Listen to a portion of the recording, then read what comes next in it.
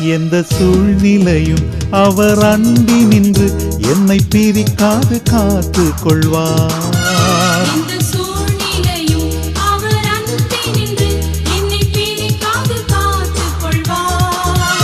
என்னை நம்பியவர் வந்த பொறுப்பதனை அவர் வரும் வரை காத்து கொள்வேன்.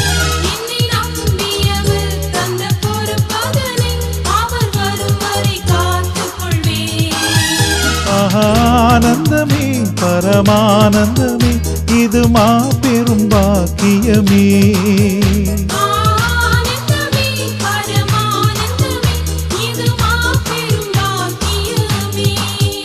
இந்த பாதலத்தின் சொந்தக்காரர் அவர் எந்த உள்ளத்தில் சொந்தமானார்.